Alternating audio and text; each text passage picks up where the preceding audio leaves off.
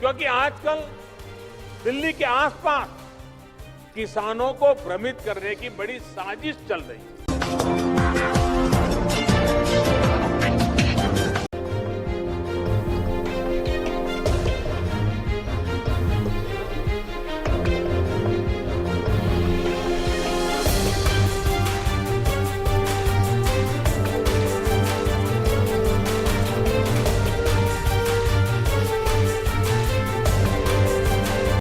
साथियों, dairy sector में जिन पशुपालकों को लाभ हो रहा है उसमें से ज्यादातर छोटे किसान ही है।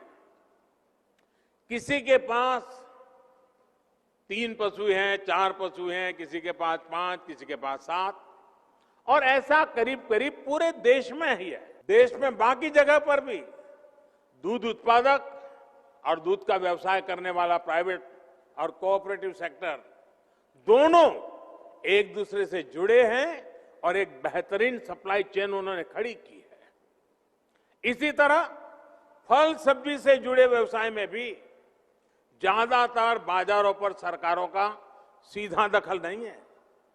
साथियों, यह उदाहरण मैं विस्तार से इसलिए दे रहा हूं क्योंकि आजकल दिल्ली के आसपास किसानों को भ्रमित करने की बड़ी साजिश चल रही है।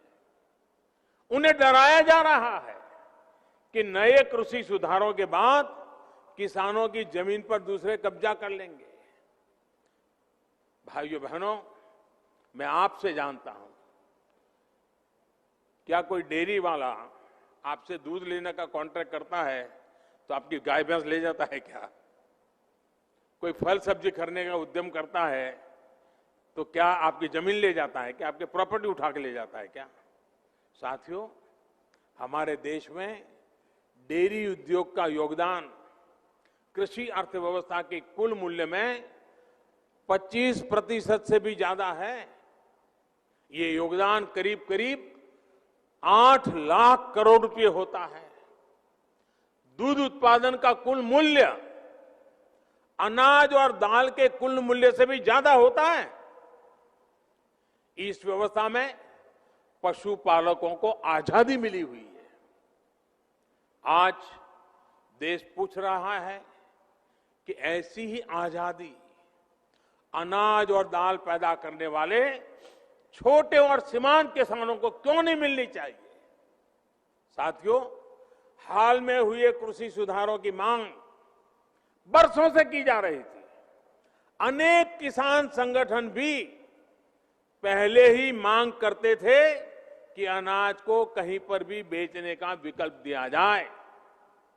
आज जो लोग विपक्ष में बैठकर किसानों को भ्रमित कर रहे हैं, वो भी अपनी सरकार के समय इन कृषि सुधारों के समर्थन में थे, लेकिन अपनी सरकार के रहते वो निर्णय नहीं ले पाए, किसानों को झूठे दिलासे देते रहे। आज जब देश ने यह ऐतिहासिक कदम उठा लिया तो यही लोग किसानों को भ्रमित करने में जुट गए हैं।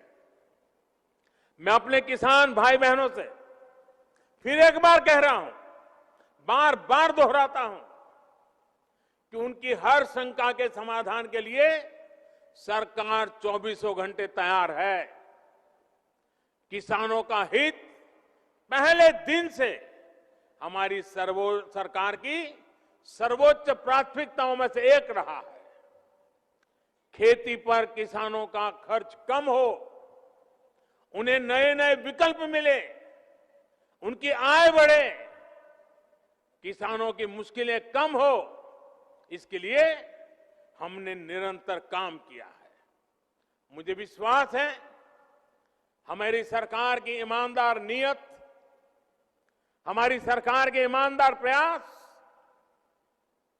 और जिसको करीब करीब पूरे देश ने आशीर्वाद दिए हैं, देश के हर कोने के किसानों ने आशीर्वाद दिए हैं।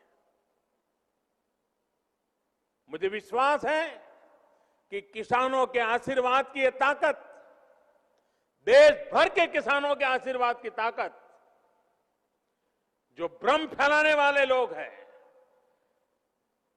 जो राजनीति करने पर तुले हुए लोग हैं, जो किसानों के कंधे पर बंदूकें फोड़ रहे हैं, देश के सारे जागरूक किसान उनको भी परास्त करके रहेंगे।